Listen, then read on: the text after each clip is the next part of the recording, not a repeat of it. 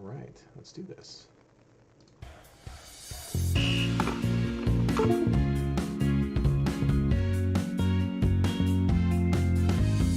You're listening to the MLS Fantasy Insider, bringing you weekly tips, tricks, and advice for the official MLS fantasy game.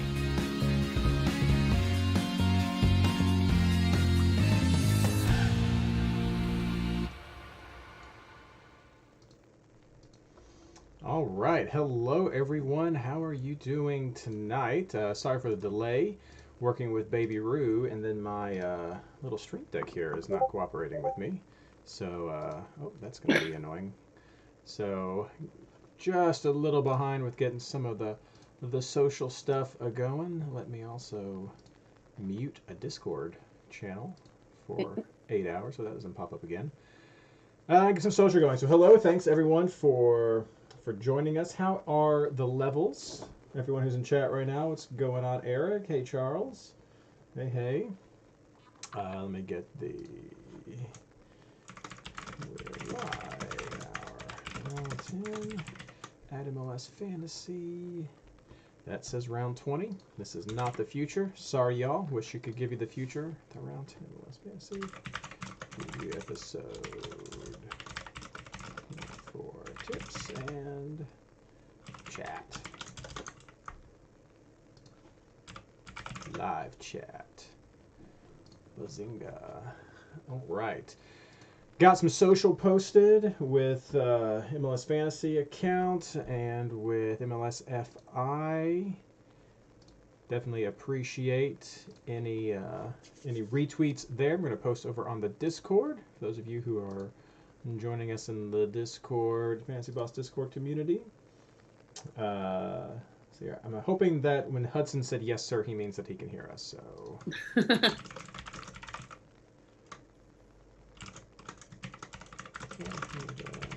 Delay. You guys can hear my keyboard right there. Season 8, episode 12, round 10. That looks fantastic. Good, excellent. All right. So hello YouTube. Hello Tate. There we go. All right. Sorry again for the little delay there. Had, like I said, helping out with Baby Roo. A lot going on over here in the Fantasy Boss household, trying to buy a house, so things are crazy, but we should be good. As you may have noticed, Ashley and I are here tonight. Blaine is sick, so he's not joining us. We should be joined by Tyler Ranchinator a little bit later. He's on his way home, and he'll just pop in whenever he can, and I'll switch up some of the viewing with, we'll go ahead and get that third panel ready for whenever he does join us. But yeah, so we're going to get started, and we'll start talking about round 10.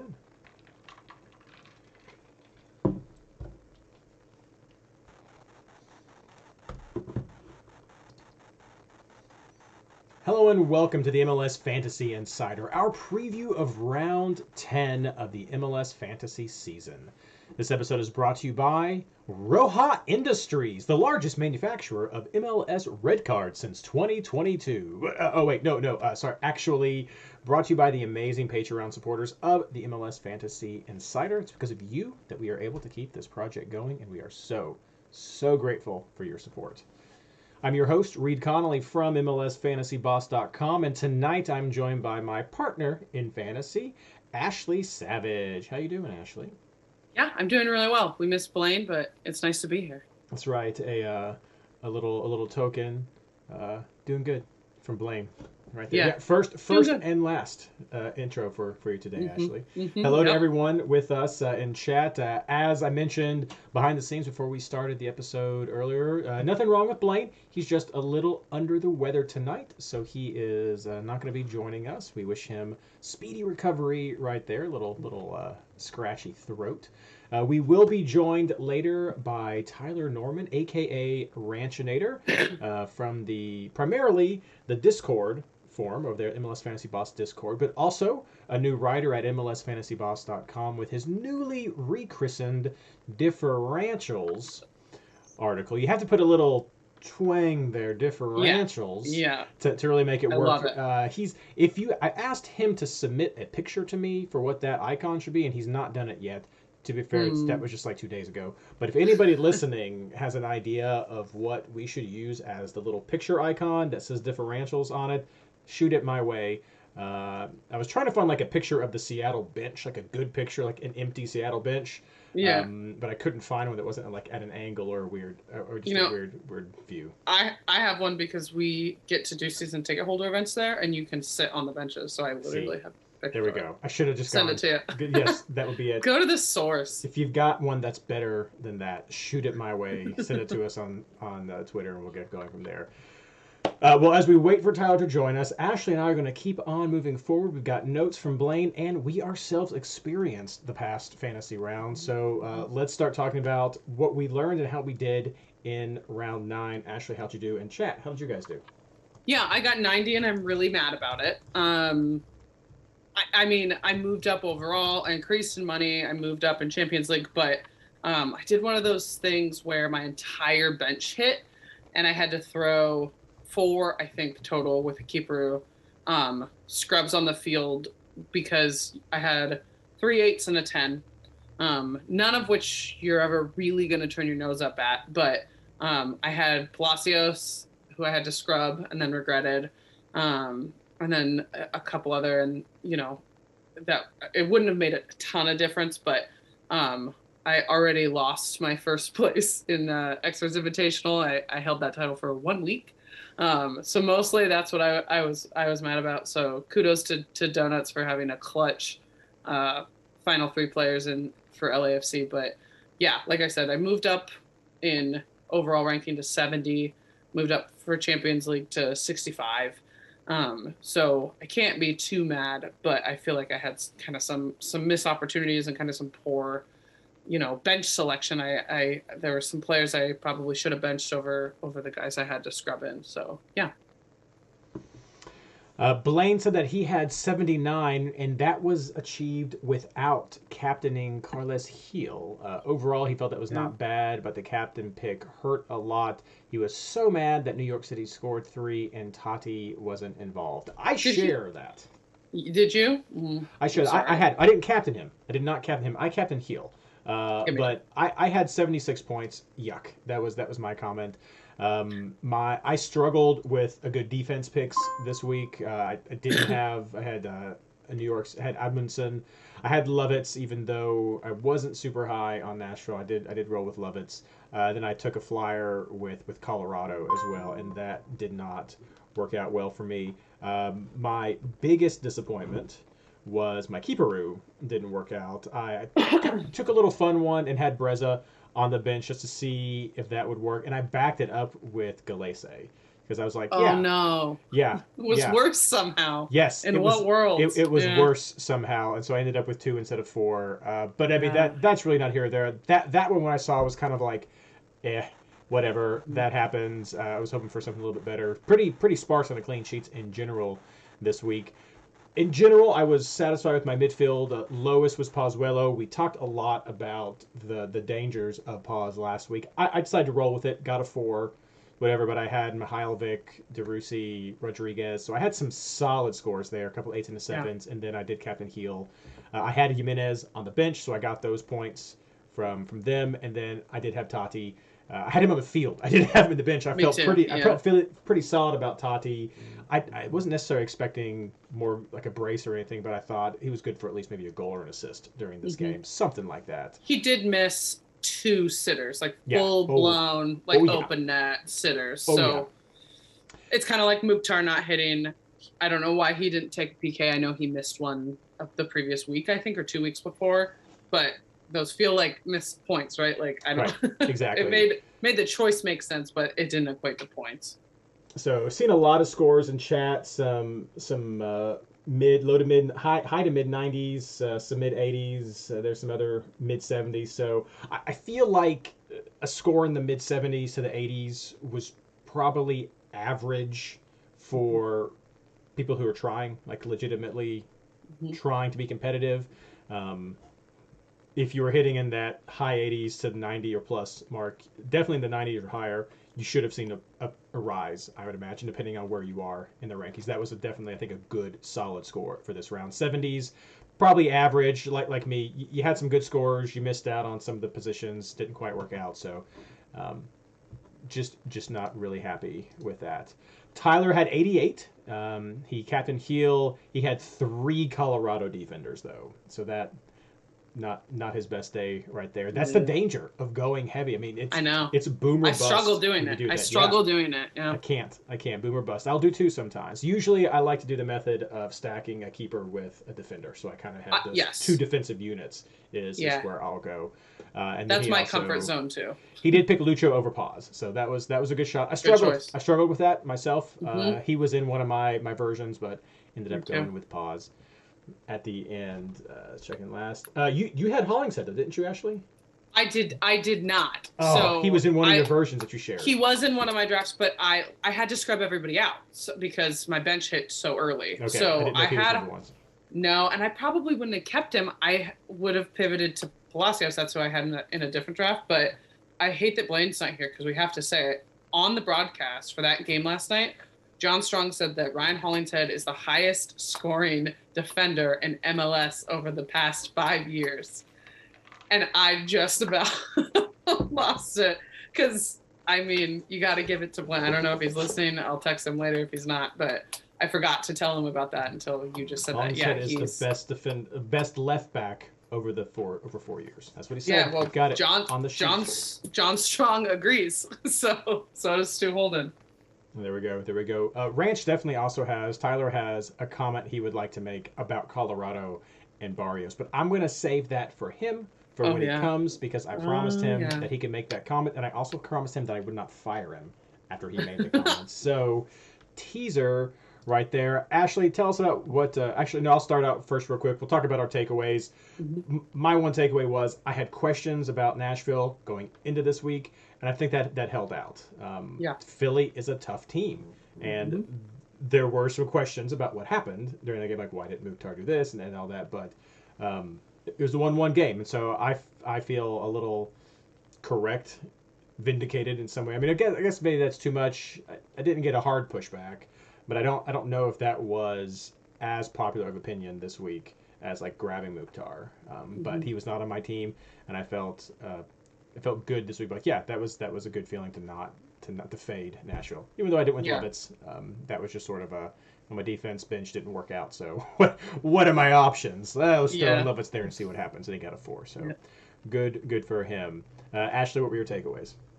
Yeah, the NYCFC offense just keeps firing on all cylinders, but it's not all going through Tati, and I think honestly it never really was. I know he had a 4-bagger, and all of us started to pay attention at that point if we weren't already, but that offense is just really clicking. I think having Maxi healthy is only going to make it better, but I think if you're banking on it all going through a full-on number 9 striker like Tati, I don't know that that's the best bet. He should be the goal scorer, but man, are they spreading the goals around right now, and this week was a good example of it. And then the only other thing I did want to highlight was it's a week, but if Matt Turner is back and healthy, that New England defense is a different look. I don't know that the general struggles will get better, but at least defensively with Matt Turner in net, and that's nothing against the guys who are filling in for him.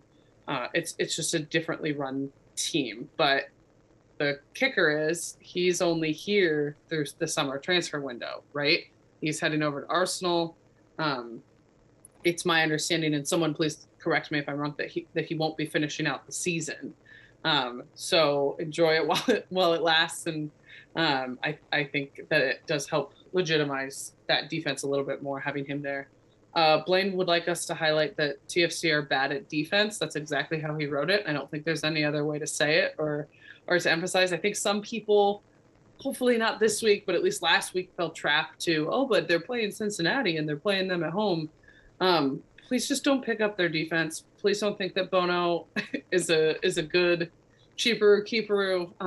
They are bad.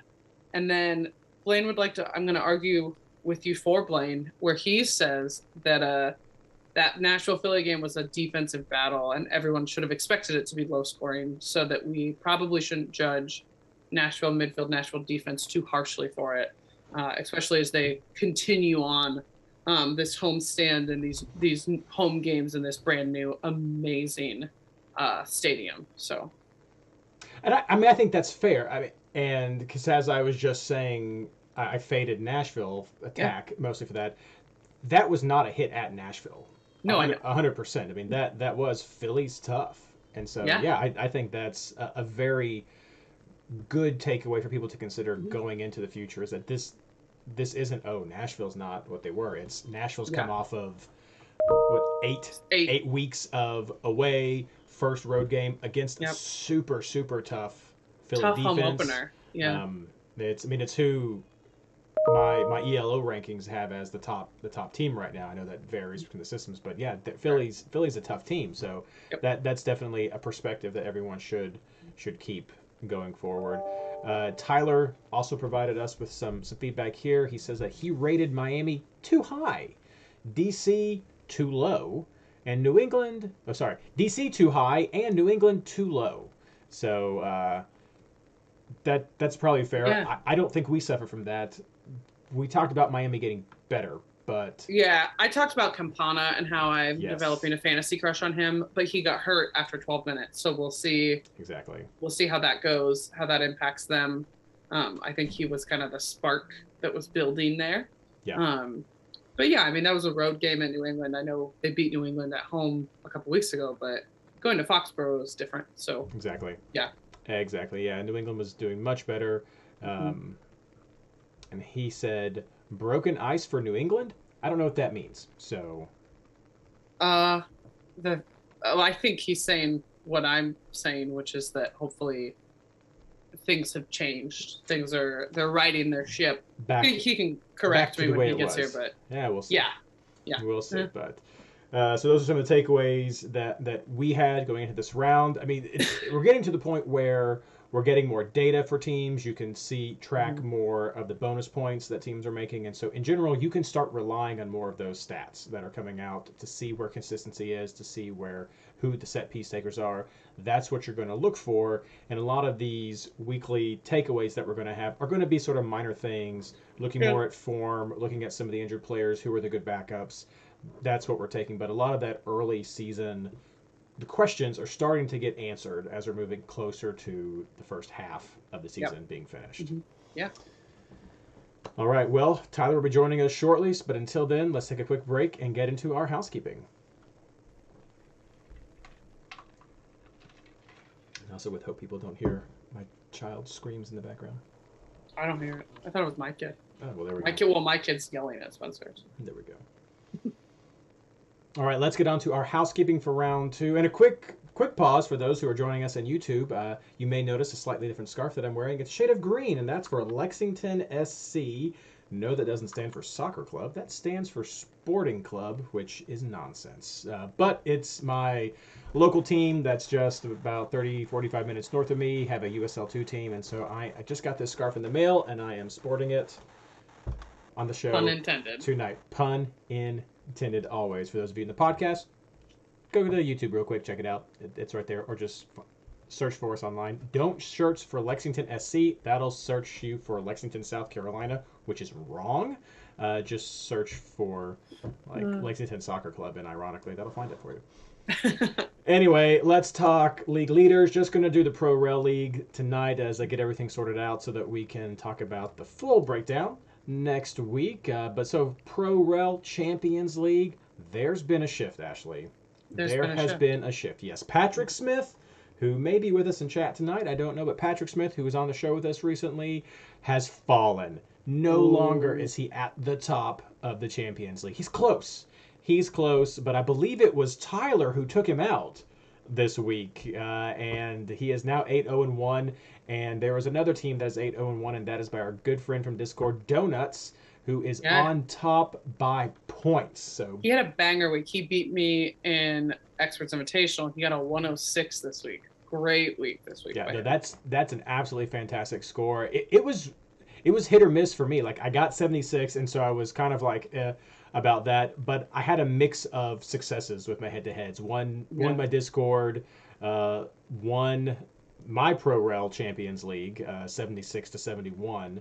right there. Won my Experts Invitational as well, 70-76. So a lot of good players scored in the 70s. I know I looked around the other matchups in our Experts Invitational, and I was like, this is bullshit, because I would have beaten anybody else except for Donuts. This is my 1 week terrain, and I get matched up with the player who gets the best score in our whole league. It's fine. I'm not upset. It's fine. It's fine. Tough. I'm third. It's tough. Fine. It is absolutely tough. But how's everyone doing in the Veterans League, though? Yeah, speaking of tough, there's a 6-way tie for first. But again, we have a new league leader. I think I said this like 4 weeks in a row. Sloppy Steaks, which is a team I'm very here for, is first by points, trailed closely by me. And I'm kidding, because I'm 26 points back. So I anticipate might hold on to that a little bit longer. But yeah, new league leader in our Veterans League. And unfortunately, we don't have the update from Blaine about the Development League, but I'm sure you all are killing it, because you are anything but developmental type players. I know. It's a tough league down there. I mean, next year we may just change it to League 3. That just seems like the appropriate way, because I feel like developmental is increasingly becoming just an insult. Especially to Blaine, who's not winning it. I know. That was really kind of funny for me. Like, the whole joke was Spencer. I snuck into the Champions League just because I thought that would be a fun. He made Champions League. That's right, made it there, and then I was like, I'm going to put Ashley in the Veterans League and see if he can win into it, and that'll just be fun. And so it's like, Blaine, sorry, you're in the Development League. Yeah. So there we go. Next year we'll figure it all out. Yeah. It's been going well. I hope people have been enjoying this inaugural test to see if this pro rail system is going to work. We will make changes next year. We will. I'll try to contact people. That's why I got the information. And then there is a waiting list. I have a waiting list league, and those are people I'm going to go to first to start filling the slots, and then we'll work again with patrons and everything from there. But that's what we're trying to do to really kind of keep this going. May bring in a 4th division. May have to do that. It'll be Champions, Veterans, League 3, 4th division. That's just we're just gonna go with those crazy things. That's fine. Yeah. All right. Well, let's start talking about round 10, because I know that's why a lot of you are tuning in tonight. Probably all. I'm going to go on that limb and say everyone's here to listen to us talk about round 10. Ashley made this list, and she did get her time zones correct this time. I did it. Double checked, triple checked. We're doing well. The games for round 10 start on Wednesday. Yes, you heard me. Wednesday. This is Star Wars Day. It is Star Wars Day. It's a holiday. This is a true double game week. I know we've already had a double game week, but it was a faux double game week where we actually had a week in between. This is a true double game week where there will be 2 teams that play twice in this same week. So you are very likely going to see some rotation from these teams. The first game, the only game on Wednesday, starts at 7:30 p.m. Eastern Standard Time between my FC Cincinnati and Boulder Goalers Toronto FC. So at Cincinnati versus Toronto at Cincinnati is going to kick off on Wednesday. Both of those 2 teams are on a double game week, so they will play again this weekend. I think they're both on the road as well. So Cincinnati's, Toronto's got the double away. The second team is both Cincinnati splits. So that's what that is. And Toronto goes all the way to Vancouver, I might point out. They do. That's going to be. We'll talk more about that later. Yeah, we'll talk more about that later. Let's not get too ahead of ourselves. So Wednesday, May the 4th, be with you, 7:30 p.m. Eastern Time. FC Cincinnati versus Toronto. If you have those players, then you're going to want to make sure they are set the way you want them to be. I feel like I point this out a lot too, but Seattle does play midweek, even though it's not MLS. Fair. And then their weekend game is a road game. So for me, that's a half double game week in the sense that depending on that result, I think you see some rotation. Absolutely. So. Since Seattle, they're at home to Pumas, right? Mm-hmm. Yeah. So it's tied on aggregate. So I will be there loudly. Ooh, let us know. No, this is an important one. So I mean, expect Seattle to bring it all. I mean, this is what decides what happens. So we could see some rotation. We could see some bouncing bear next week. Who knows what's going to happen? Yeah. That's for segment 3 of the show. Otherwise, no other regular teams are on double games. Nobody's on a bye either, so no easy teams to look for. Though I will say you can definitely find some options with LA and RSL if you're looking for later in the week players. You could also easily set Austin. Yeah, you could also, if you wanted to, easily set your bye players for your scrubs with Cincinnati and Toronto. I mean, they'll play Wednesday. Be careful, because if they did come in and play the second game, you'll still get points. So you really want to be sure. But you could look at those teams as players that, especially if someone's injured or something. So keep an eye on that. All right, shall we get into this for Tyler until he pops in? I think. Tyler, so, you want to tackle it? You want to tackle it? Well, there's names. Who's better? Yeah, go Who's for it. worse? I guess is the. I mean, we know my track record, so let's let you talk about some names for our mega reference. Yeah, as always, everyone in Discord and Tyler as well have provided a great injury suspension for the game week. It's starting off hot. Joswiak, Charlotte's DP, made his first ever appearance this past week. So he's on our return list. Matt Turner has returned to the starting lineup for New England. Back from injury, Maxi Morales for NYCFC made a cameo and played fabulously well. I think he picked up an assist. Back from his rib injury. And then Thiago Martins also back for NYCFC this past week. So look to see them featured a little bit more this upcoming round. And then, red cards. Let's get into it. In case you were sleeping this past weekend for some reason, there were 6 red cards across MLS. There have only been 2 other weekends with more, and with 7. So real good weekend for suspensions. First yellow card accumulation, Victor Wanyama is sitting out this weekend on accumulation. Kone from Montreal also. Quinteros for Miami, red. Damian Lowe for Miami, red. Diego Rubio for Colorado, red. Van Rankin for Portland has yellow card accumulations because he had a double yellow for red versus Orlando, which gave him 5. Duran for Chicago, red. Oh, that's a tough one. Chisos for Chicago, red. Brandon Cervania, red. Robin Johnson, yellow card accumulation. And then a couple real bummer injuries. Brad Stuver, if you saw, got chipped from the 50 and then hurt his own knee trying to save it. To literally add insult to injury. It was a beautiful goal, but a real bummer of a situation.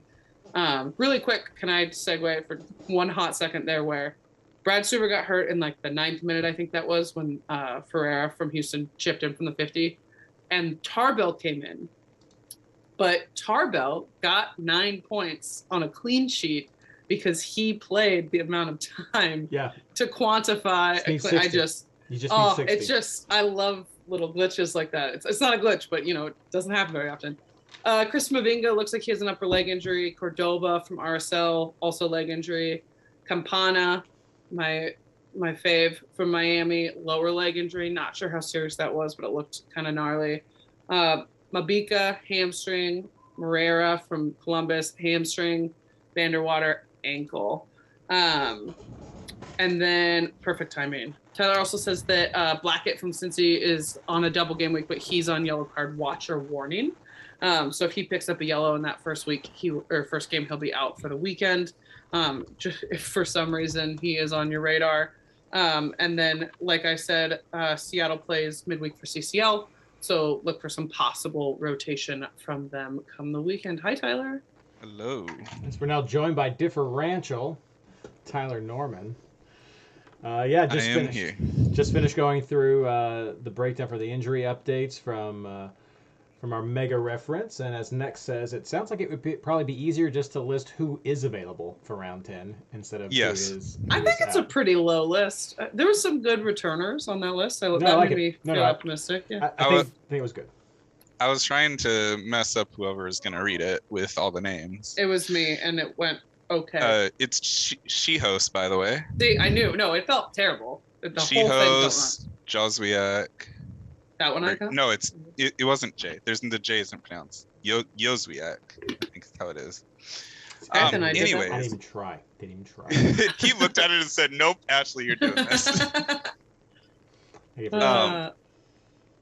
So, first off, to correct Blaine with reading my my points. Colorado did get a clean sheet, so I tripled stacked a clean sheet. I didn't triple stack a miss. Oh, okay. Oh. Sorry. Yeah. And speaking of Colorado, Yeah, yes, we no, waited I for was you. I was gonna let you. I said that you had an update about that, and I was gonna let you provide that update. So. Yeah. So I guess I'm getting fired. I told you were not. I already told. I went on record that you were not getting fired. No. Barrios got his. I wouldn't say it was a good game. He did well. He looks really good with Zardes. Him and Zardes were passing back and forth like crazy. They looked dangerous, and they were down a man. So I was like, whoa. But I think if he started that game, he goes double digits. I'm sorry, but I think he does. He finished on 5, so I think that's in between. I think that's an average where you'd be okay fading him. Someone might be okay for a sub getting a 5. That's solid. I mean, he was still not in my team, so I mean, it's He'll never will be. I know he never will be. And never will be in the team. Exactly. That's exactly how it works. No, that was actually my fault for thinking you lost, because I picked up a Colorado defender and he only got 1 point, and I didn't even really pay attention to their lineup or even the score, and I was just like, I guess Colorado didn't do well, so I didn't even look at it. That's what that was. I was like, well, that didn't work. He did very well. And that's what happens when you're going to house shows. That was a 15-point swing on my bench to starters. No, that's good. I mean, when it hits, it hits. When it doesn't, it doesn't. Yeah. And it is always a risk, but. No, that's that. You never know with Barrios. Barrios giveth and Barrios taketh away, and most of the time he taketh away. So. I've been planning that paragraph, including it in my article since day one. I'm just waiting. I even messaged Ashley before. Yeah, I enjoyed it. I'm like, I'm waiting. Yeah. Right. No, he sends it to me for everybody who's listening. Tyler sends me his article, and I get it ready. He's like, "Did you read it?" And I was like, "Yeah." He goes, "What'd you think?" And I was like, yeah, we'll see what Cincinnati does. He's like, that's not what I'm talking about. I'm like, yeah, I know what you're talking about, Barrios. Okay. So, no, good. Exactly. I mean, I'm glad it paid off. It is definitely a good insight. If he does well, that's fantastic. Again, if anyone's ever playing me in a head-to-head, you will know that is your ultimate differential. Captain a forward and pick Barrios, and there you go. That's going to be your differentials for me.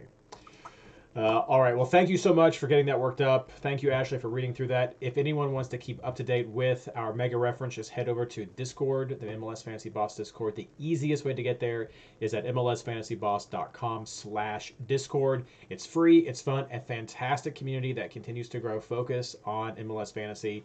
And over in our Fantasy Resources section, pinned right there is the mega reference. So check it out. Would really love you too.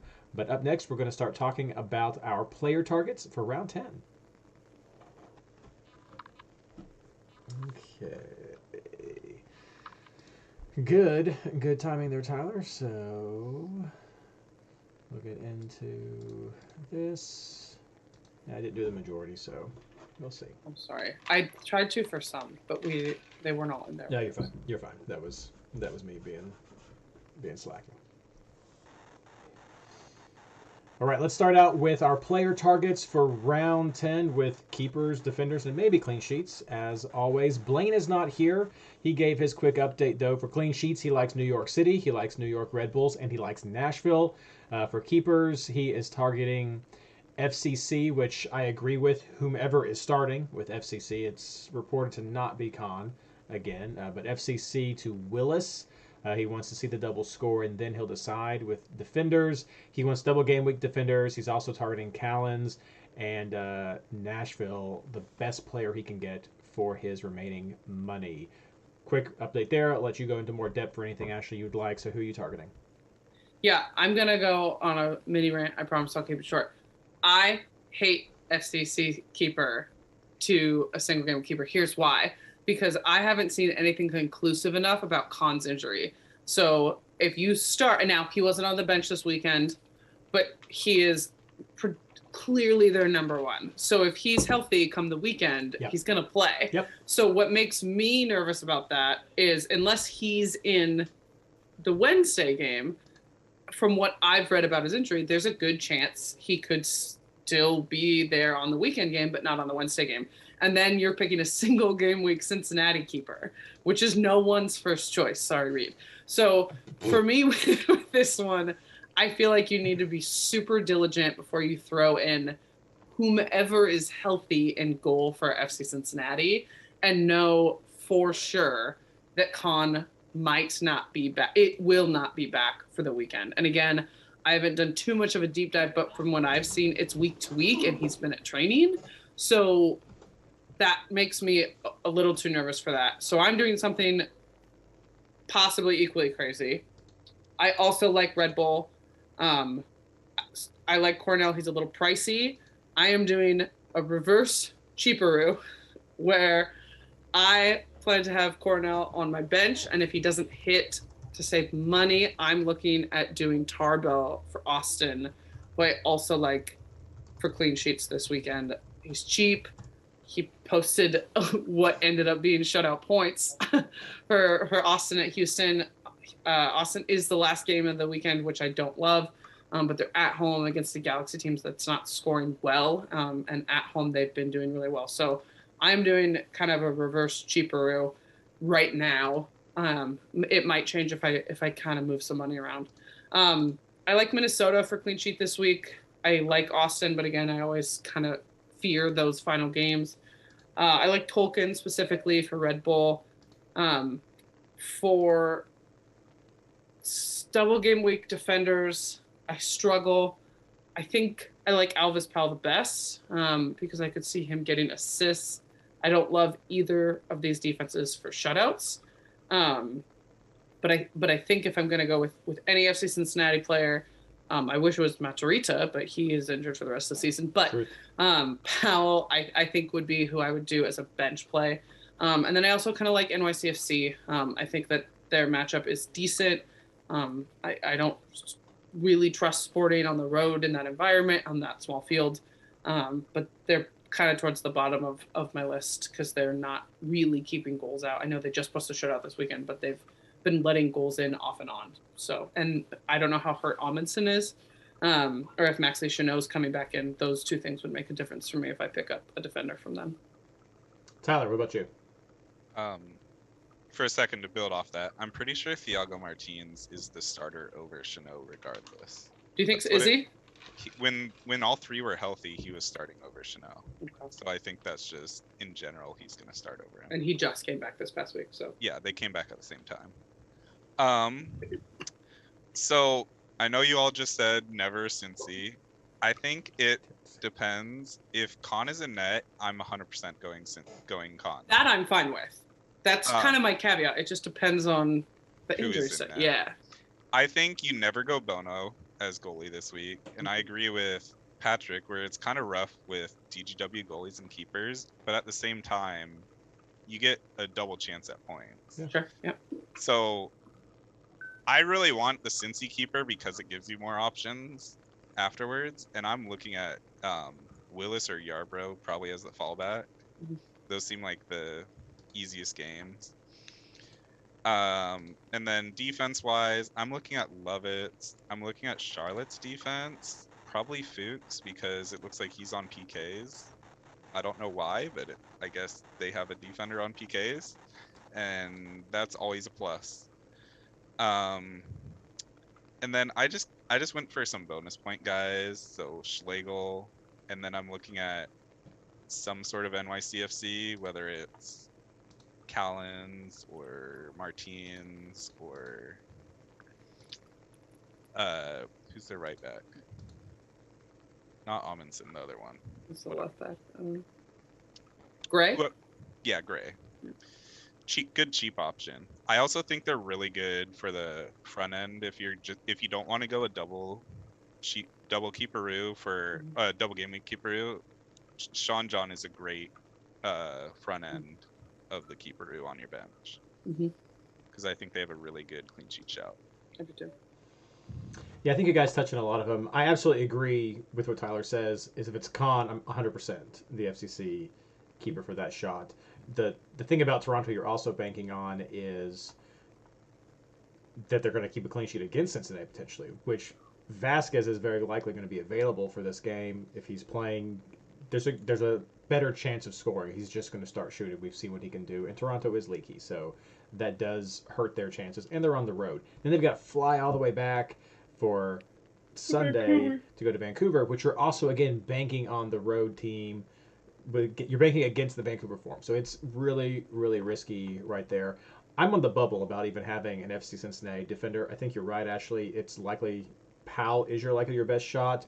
Haglund is better with some bonus points right now, but all of FC Cincinnati's bonus points tend to be garbage. Your better bonus points for double game week players are going to come from Toronto, which should probably still be a bench play with like O'Neal maybe. That's probably the best budget one you could see. Petrasso, I might be saying his name wrong, but he got in some assists earlier in the season. Yeah, he's got 6 bonus points right now. 2 of those are attacking, 4 of those are defending. Like Salcedo has 17 bonus points and they're all defending. O'Neal's got 14 bonus points and 13 of them are defending points. So those guys are going to rack up some stuff. If Vasquez is back, there will be some attack there from Cincinnati. They could get some attack there with Lucho around there. There could be some defensive bonus points. I'd feel better about having at least one Toronto defender on my bench than maybe necessarily having a Cincinnati. Even with those 2 chances, I mean, they might get an 8. And that might be a Cincinnati thing. If you're gonna get maybe you're gonna get an 8 out of them. That beats a clean sheet it equals a clean sheet. Yeah. So definitely should be a bench play if anyone is looking at that. Otherwise, I think you guys have covered a lot of the options. There's some decent matchups. I mean, you could try to consider some Charlotte if you want to bet against Miami. It's not outrageous, I would think. New York is definitely a great one, especially with what's been happening in Portland. I'm a little worried about New England because the Columbus Crew did some good defense, and there's that sort of like Zella watch, I guess, what we're doing of when is he going to be back. And so that's what we're looking at and what's going to happen there.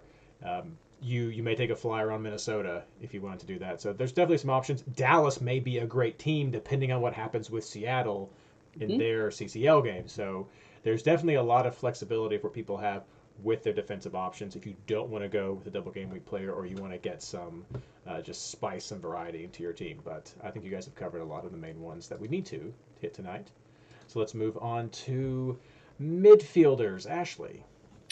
Yeah. All of us like Lucho. A lot of us liked Driussi. I'm just kind of feeling Osorio over Paz this week, which probably means Paz will go, so you guys pick him.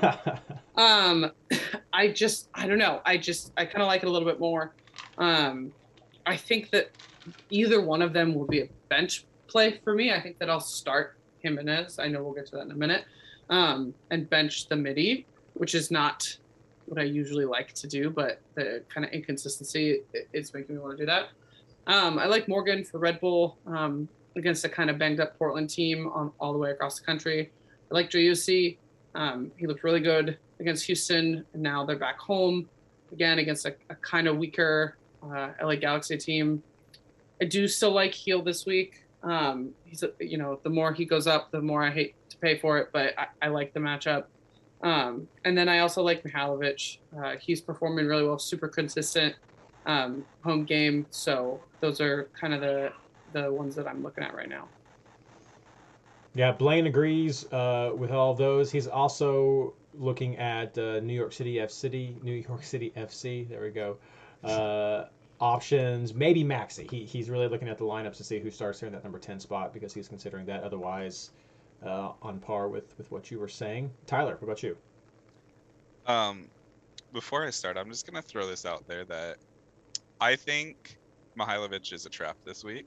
Okay. My reasoning is they're missing Kone and they're missing Wanyama. So they're not going to have as much ball possession, even though they're at home. So I'm actually looking at Facundo Torres or Pereira because they're already weak in the back. They give up a lot of chances, and then they're missing their 8 and their 9, or their 8 and their 6. So I think picking the offense against them is really a good idea. I'm looking at Heel is probably a lock. Lucho is 100% a lock. Yep. I can't decide between Pozuelo or Osorio. And I'm going to probably go back and forth up until the game start on Wednesday. Yeah. And then for my last spot, I'm between Santi Rodriguez, Reynoso, Morgan, or the sneak peek first differential, Ben Bender. Ooh.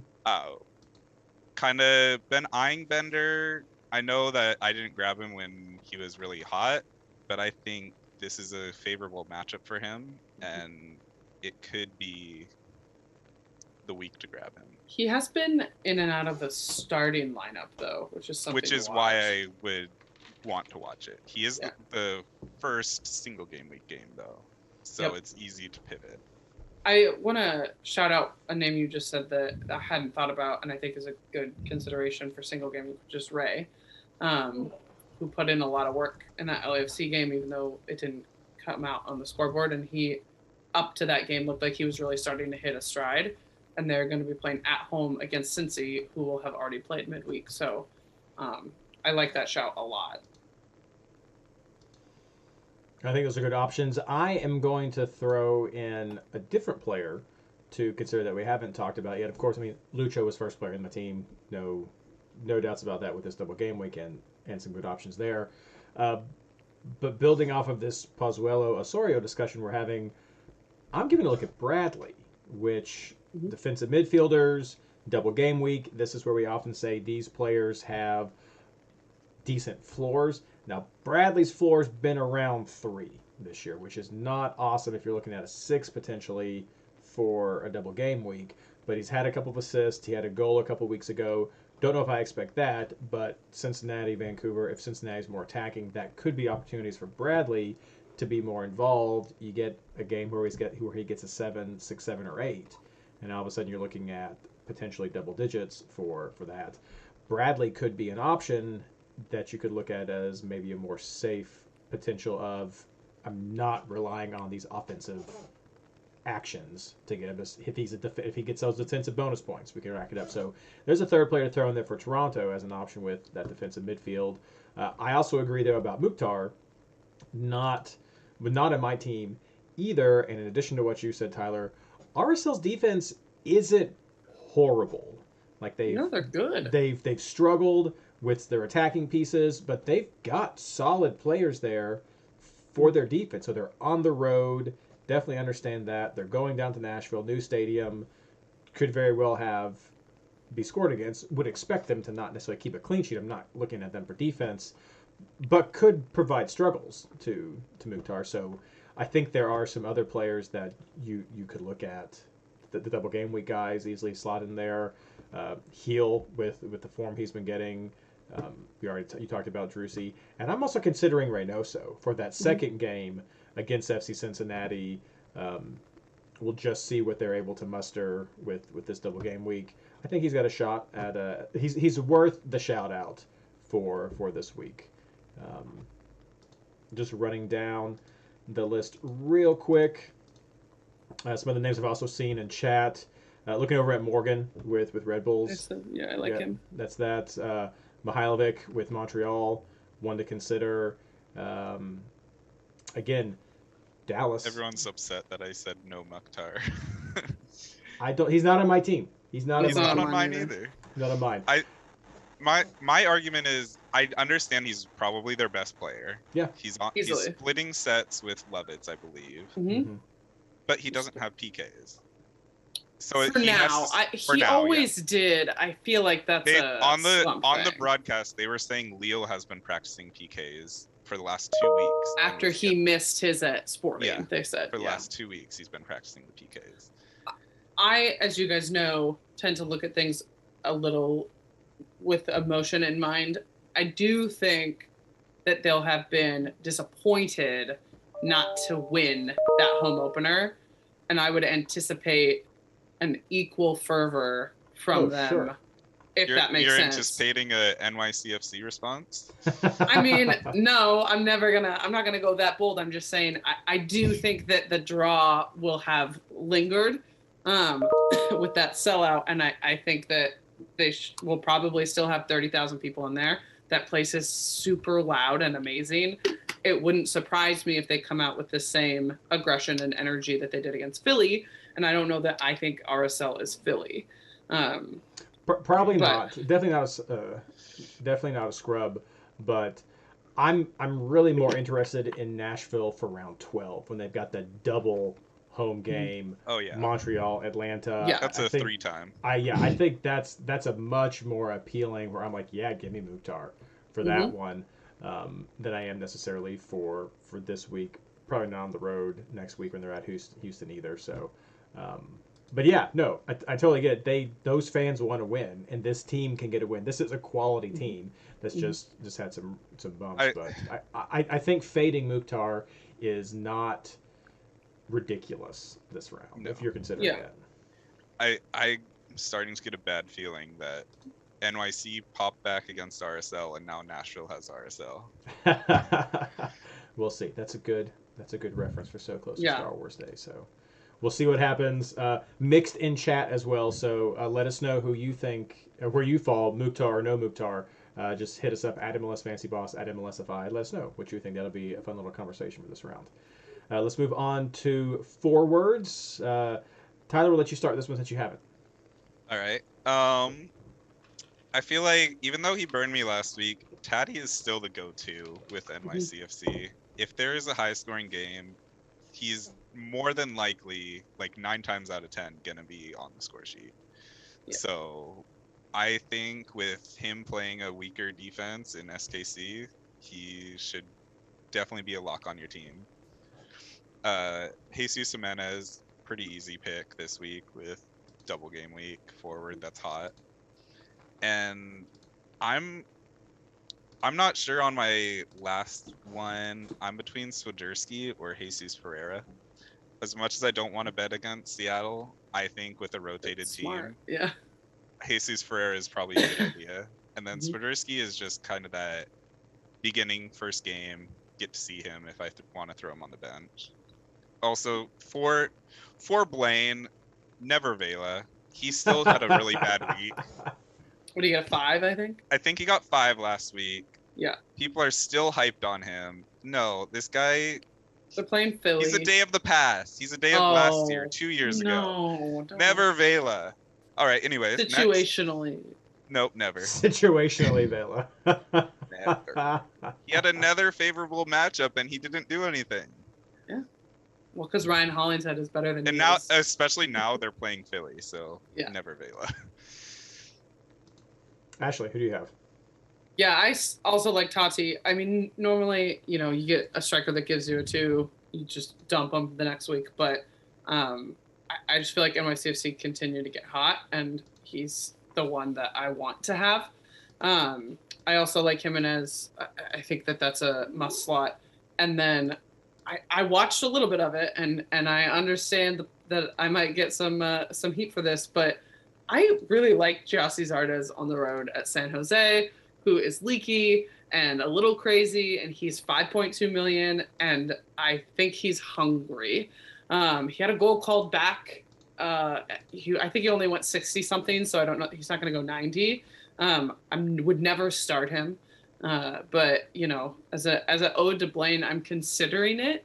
If I don't scrub my third striker to get more defenders in, I think that might be where I end up. I think there's some good shouts for strikers that are starting, but aren't, haven't been blacklisted for the first 7 games of the year. He went 81 minutes, and Diego Rubio is suspended this week. I think he goes 90. Yeah, I mean, it's a road game. Let's make it clear. I don't love picking up road strikers, but like I said, for 5.2 against San Jose, I think it's kind of a differential, you might say. Well said. Well said. Indeed. No, I'm with you all. I think you all hit the biggest ones. Tati Jimenez, I think, are locks this week. I love the Ferreira pick. I mean, I think I'm glad that you mentioned and pointed it out during our housekeeping, Ashley, about that Seattle game, because I think that just goes under the radar for a lot of people who aren't following that. Yeah. And every time that's happened previously during this, there's been heavy rotation. Well, Seattle. And here's how this is going to happen. I'll just give you guys the keys to Brian Schmetzer's brain right now. If they win Champions League, they will rotate like crazy for that Dallas game. if they lose that Champions League final, that you will see a perfect starting 11 at Dallas, and they will go balls to the wall. That is what he tends to do. There is no pouting. There is no, oh, well, we just played midweek and it was hard for everybody and we lost. He will go, Rui Diaz, Nico, Jape, everybody will start against Dallas if they lose. If they win, they're going to have a really good time, and they're going to play some guys you've never heard of and some youths that probably didn't play on Wednesday. There's probably going to be a 13 and a 12-year-old on that. So Easton will be playing. Easton will be there. That's, to me, kind of the indicator, depending on how Wednesday goes. Yeah, if they win on Wednesday, I will take a look at Dallas in a couple different spots, possibly. Yeah, no, it's absolutely that's a fantastic differential that I think a lot of people will be looking at. Could be some really easy points from players that are really value friendly for your budgets, depending on where you're at. I know we haven't talked about our values for a while, but I think it's pretty easy for a lot of people to fit a lot of these big players into their teams at this point. If you're new and just joined for the second round, we'll hit some more value talk in the coming. I mean, you could have. That's the greatest thing about this Champions League system is, if you did join us after the first quarter of the season, there's still a shot for you to make the Champions League and keep going. So we'll throw some more value talk in next episode if people are still looking. But check out some of the earlier episodes if you want to learn how the value system works. So they're there. They're recorded. Just check it out. Let's wrap things up with our captain picks. Blaine is looking at Lucho Acosta as long as he starts on Wednesday. Double with first leg against TFC. Ashley? Yeah, I like Lucho. I guess you could look at some single game weeks, but for me, it's Lucho with those matchups for sure. Tyler? I'll do the same thing I did last DGW and Captain Lucho. How'd that work out for you last DGW? It worked out very well. There we go. It worked out better than whoever the other chalk was. Whoever the I don't even remember that faux DGW who was the. Yeah, it was a faux. Yeah, this one's real. But Lucho was a differential on that week, and he did a lot better than the faux captain chalk. Yeah, no, I think he's a solid pick for the DGW. Like Toronto, they share points, so that one's the really tough one. Lucho is the heart of that team. If their goals are likely going to come from Vasquez if he's playing, but Lucho should be setting them up. He's the next best option for the goals, especially with Monterita out. But yeah, he's got a really good shot. Could easily be a single game week player who does better than him because MLS. That's just how it works. It's going to be like every DGW. Heel gets a hat trick. That's what's going to happen. So or it's going to be Osorio is going to get a double hat trick. That's what's going to happen. Sure. So who knows what happens? But I think Acosta. That was a throwback. Yeah, well, I said his name wrong, then I said his name correctly, and it still wasn't the player I wanted to say. I think Acosta is going to be a chalk pick and a good pick. I think that's a valid chalk for a lot of people to go with this round. We got a Juan Jimenez pick in chat from Gene. Bold. I think, that would be another good option for a captain, probably the number 2 captain, Jimenez there. The most consistent person or the most likely person to be consistent for Toronto. Those are, I would say, your best 2 double game week captain options. I think what scares you off him a little bit, and we talk with this about strikers all the time, is he's goal dependent. Yeah. I think he's playing 2 teams that he could get goals against, but Absolutely. Lucho picks up goals and bonus points. And he's kind of just the engine of that kind of crappy team, but still the engine picks up points. So here we go. That is it. We're going to ignore Christian's Reynoso pick and double ignore Patrick's Brett Shea pick. So never. Come on. Not legitimate. You crazy. I actually think that Breck has a chance to start this weekend. Well, he's not going to be a captain. You crazy. Well, he's going to start. He might be a differential. Yeah. He always is for me. Because Miami's missing 2,000. They're missing Mabika, their starting center back. They're missing Damian Lowe, their starting center back, and they're missing their backup center back, Quinteros. And they're Miami. And it's Miami. All right. Well, We did pretty well tonight, shorthanded, and Tyler coming in. Appreciate it so much. Tyler, we'll have to get you back again to help make up for you missing half the show, but we always appreciate you coming in and sharing, and you're not fired for going with Barrios. For now. For now, yes, for now. Christian may be fired for slandering Star Wars, but we'll see. We'll see about that. Let's wrap everything else up with the plugs. Ashley, what do you have? I don't have anything. I mean, I have to plug, although I think I do it naturally already, just that the Sounders are in CCL final. I see a lot of, like, I guess it's the best way to say it, shit talk about it. But I'm one of those people that if the Portland Timbers were going to do CCL, I wouldn't root against them because I want an MLS team to win it so badly. I always have. So, I mean, you can do what you want cheering-wise. You're not there. But I'm pumped as hell to be at that game on Wednesday, and I really, really, really hope that an MLS team can finally win that trophy after all these years. So we'll see. Yeah, that'd be awesome. Tyler, what about you? Random Twitter shout out to James Woolard, who is the PA announcer for the Seattle Sounders. I've been having some Twitter conversations with him, and he shared some fun stuff. And yeah, random shout out to him. Awesome. Does he play fantasy? I don't think he does. Work on that. You work on that. You're supposed to ask everybody that immediately. That's what I will ask you him. to do. So we're gonna send the Fantasy Insider stickers just plaster around the stadium. That's what we're gonna do. As for me, MLSFantasyBoss.com, check it out. We're gonna work really hard this week to get all of our stuff out for the Wednesday game. It's gonna be kind of crazy. We'll see what we can do.